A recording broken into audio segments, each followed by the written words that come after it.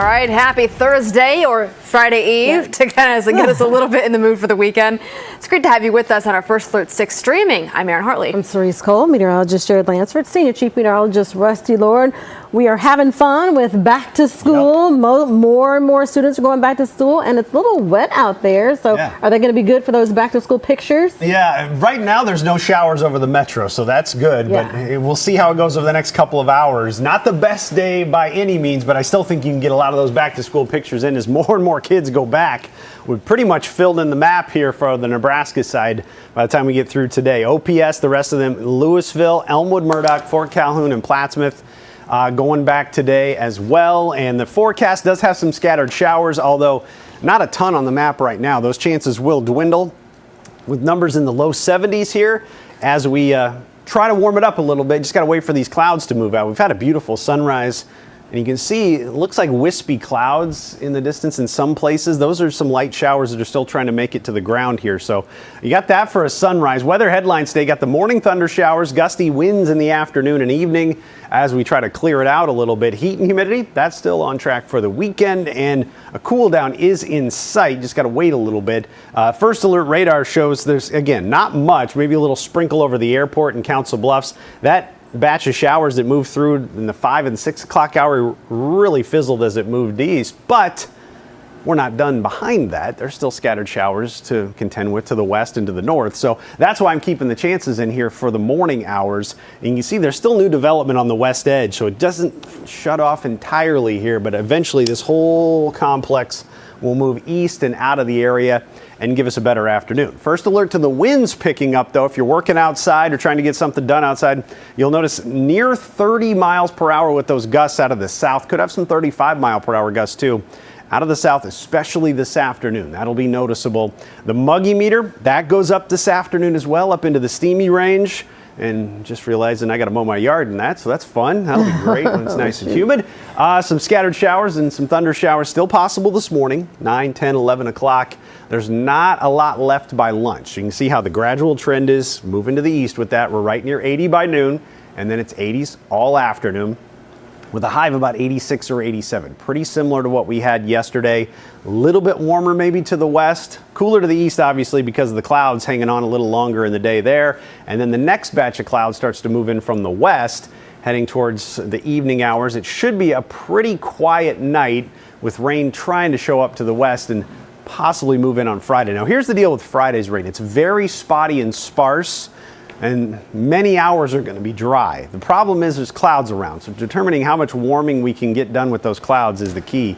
I think we can go to about 92 for the high, though. We have trended down with that. Clouds will be the key to tomorrow's forecast, without a doubt. Okay, let's look more into Saturday and Sunday with that warming trend. How's it going to be shaping up? Yeah, still looks like the hottest day is going to be Saturday. That's probably the one to watch the closest if you're worried about heat related illnesses. Moderate to major impacts when you look at the heat impact Friday, Saturday, and Sunday, but notice pretty much the entire area in this major category for Saturday, where the heat index go 102 to about 107. Again, we've been here several times this summer. We're not talking about long-lived, dangerous heat each and every day for several days, but this is the next bout of it to deal with here, and a first alert to that Friday, Saturday, Sunday, and even start to see things trend a little more towards the moderate range for some heat on Monday as well. Here's the peak heat index each of these days. Friday probably up near 100, near 105, Saturday, Sunday, and then cooling off a little bit on Monday. So again, we're flirting with that danger range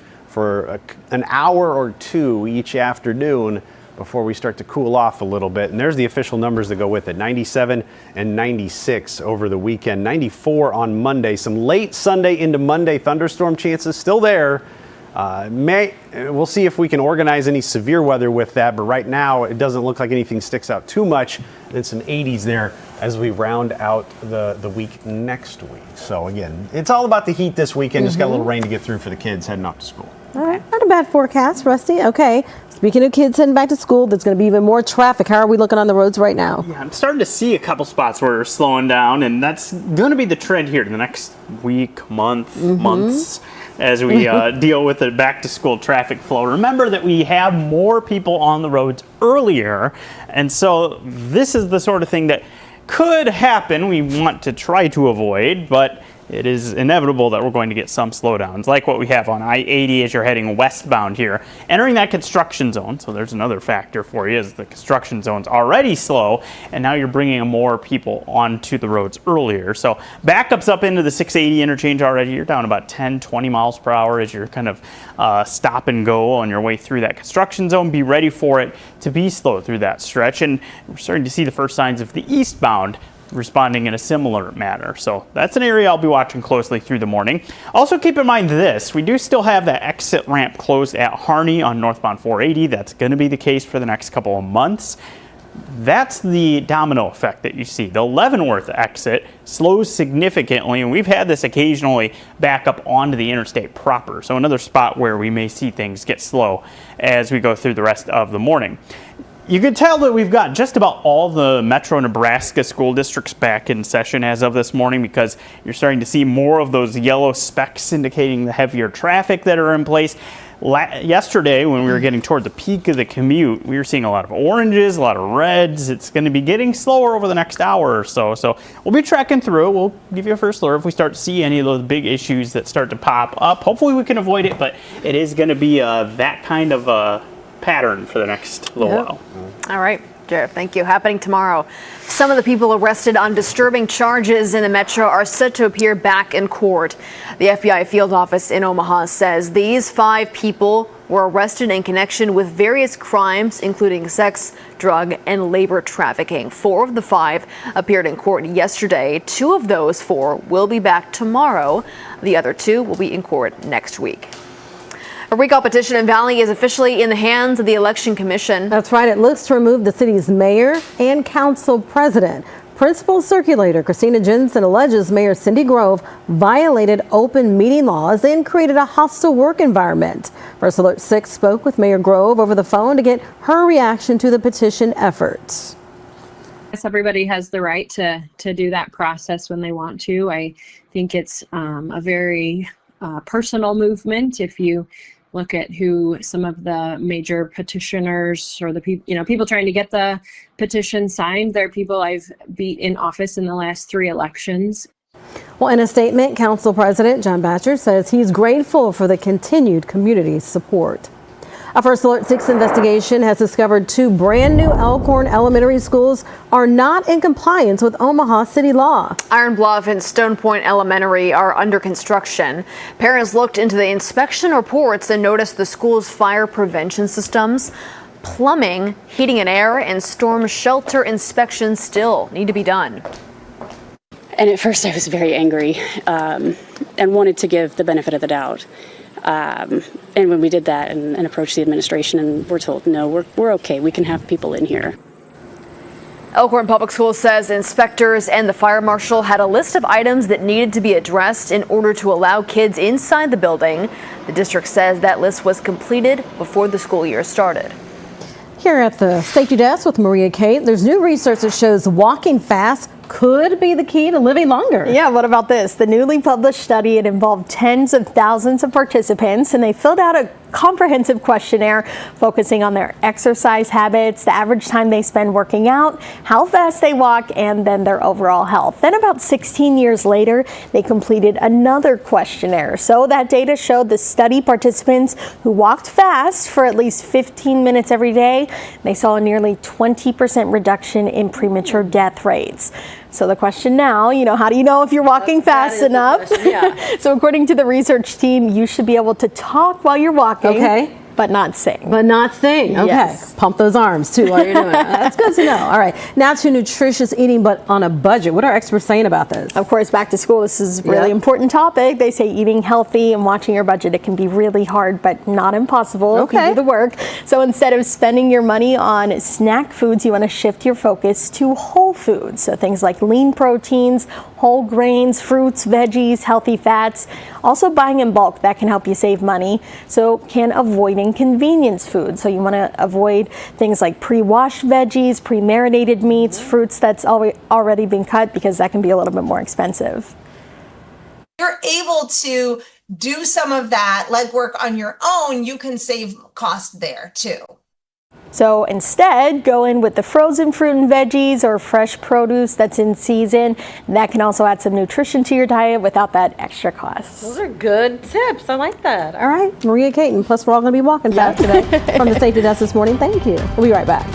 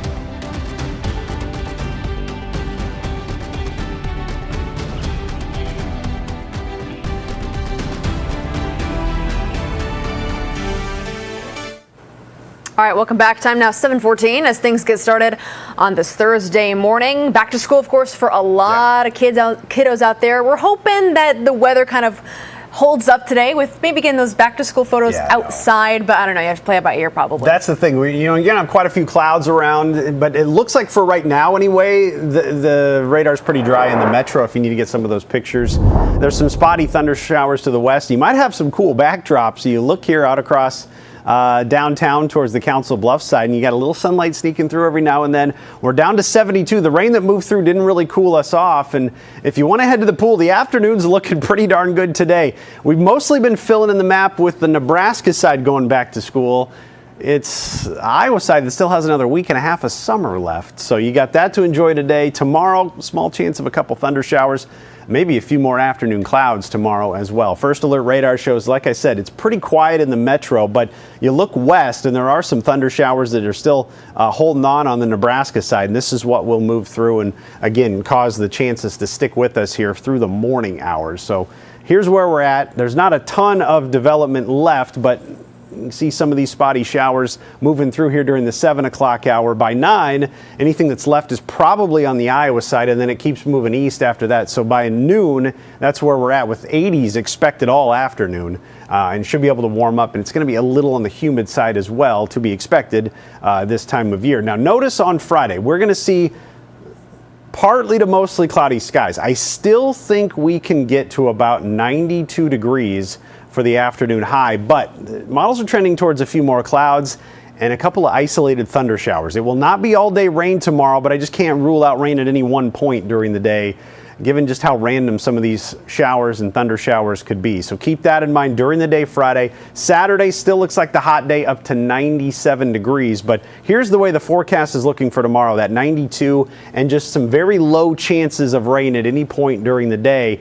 In between, I think we can bump up into the lower 90s. The muggy meter starts to go up for the weekend and into the early part of next week, and that's a sign of these hotter temperatures that we have. 97 Saturday, 96 on Sunday, 94 on Monday, and that right there would likely push our heat index value up into the triple digits for several hours. Again, we've been there several times. This is not the worst of the heat this year. This is our first alert to the next round moving in. All right, so we see a few 90s there in a row. So how long are those going to stick around, Russ? Well, I tell you what, Monday and Tuesday have actually been trending a little warmer next week. So I think we'll probably have these through Tuesday with some thunderstorm chances that try to bring some cooler 80s on the way by the end of next week. So again, the second half of the 10-day does show us some cooler numbers, but you're going to be dealing with some summertime heat this week. This weekend, I should say, and wind as well. Don't forget about that fact. It doesn't look like there's going to be incredibly strong winds, but some gusts up near 25, 30 miles per hour each day out of the south, just kind of helping to reinforce that heat and making it a little tough to cool down at night as well. Okay. All right. In the meantime, another update on traffic as a lot of people are making their way out the door this morning. How are things holding up? Yeah, we're going to keep checking in every once in a while, just see how things are progressing. So far, so good. Good. But we are going to be looking at a few areas I want to highlight where you could run into delays, maybe even a little sooner than the peak of the peak of the commute. And it's top left there, that is the 680 and Dodge interchange, where I've noticed that we've already on the ramp had things check up a few times. So watch for that early this morning. Could start to see some delays and some complications as a result of that. So far, not terrible, but it is a little bit slow at times. So that is one of the areas I want to highlight. And then if you remember yesterday, if you were in the Millard area, what a mess it got to be as we got toward about 7:30, 8 o'clock. And you're starting to see some of the roads slow down some already. Giles, as you're approaching 156. Harrison in several spots getting some delays. This area really felt the brunt of the back to school yesterday, and we're starting to see the first signs of that really check up. While we were live there, we just went from yellow to orange there, approaching 168th on Harrison. So be ready for things to be slow in that area. And really throughout the metro, we are looking at some spots where the traffic increase is a little more evident. You've got some spots on Dodge that are slowing down a little bit more. So no huge issues beside from the I-80 construction zone. That's always a huge issue, but we are just seeing the first signs of things getting slower. 204th as well is another one I want to highlight there as you're getting on the south side of Elkhorn. That was another area that really flared up with the delays as you're getting around center. So I'll be watching those. We're getting some signs that those could be problem spots again this morning. You want to plan accordingly as you're heading out the door and just plan a little extra time the next few mornings as people adjust to those changes. All right, Jared, thank you. Finding affordable quality childcare is a major need for many families in many communities. That's right. The Community Foundation for Western Iowa funded the construction of the Micah's House Florence Lake and Child Development Center in Council Bluffs. The foundation's also making funds available to build more daycares across rural Western Iowa. They say it's good for families and the economy. Figuring out what the solutions are for childcare are a big factor in increasing visibility for Western Iowa, for making sure that folks want to stay here, live here, grow their families. The foundation has provided a new daycare for the cities of Stanton and Glenwood. They're also in the process of building daycares in Atlantic, Malvern, and Walnut. Happening today, more students, of course, going back to the classroom for their first day. The rest of OPS, the rest of Plattsmouth, Louisville, Fort Calhoun, Elmwood, Murdoch are kicking off their year. Many of the Iowa districts are in our viewing area go back to school later on this month. Happening tonight, it is the final performance for Jazz on the Green this season. Tonight's featured act is Marcos Eduardo's Explosion Latina. The park opens for seating at 5 p.m. The music starts at 7:30. Hear it now. Still ahead, KFC lovers prepare to have your prayers answered. The return of a finger-looking good favorite. When to expect it to go on menus nationwide when we come back.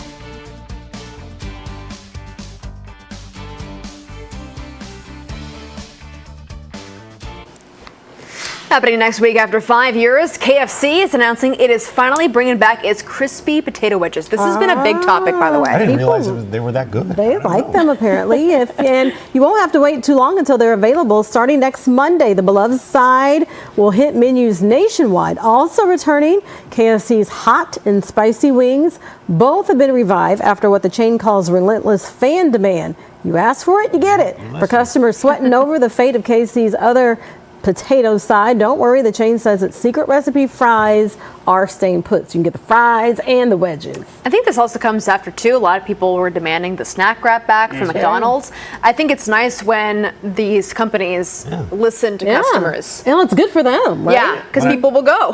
When I first heard this story, I thought they were bringing about, remember the double down sandwich where it was like 2 pieces of chicken worth of bread? That, yeah. I never got one, but it just looked huge. Yeah. Hey, if you want that, make your voice heard. Yeah. Just Rusty. I'll talk to some people. What should we ask for? I don't know. I don't know either. Let's think about it. Breakfast burritos on set. How about that? Ooh. There you go. All right. We like that. All right, everybody. Thank you so much for joining us here. We're going to get ready for our update in the Today Show. You can watch it here on streaming or over the air. Have a great start to your Thursday.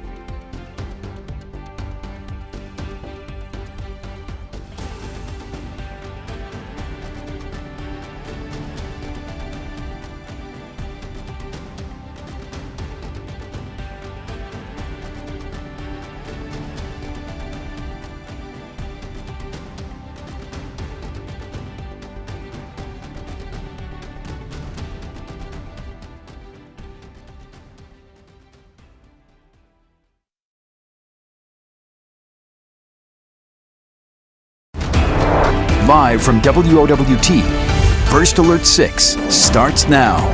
Good Thursday morning to you. It is 7:26. I'm Cerise Cole. And I'm Erin Hartley. Lots of kids going back to school once again today, which means increased traffic. We'll get an update with Jarrett Lansford. Yeah, we're getting some areas that are definitely checking up in the early going. That includes I-80 westbound, as we've added that traffic in a little earlier with back to school. So watch for things to be quite slow through that stretch. You can see that we're down around 10 miles per hour as you're crawling through that area.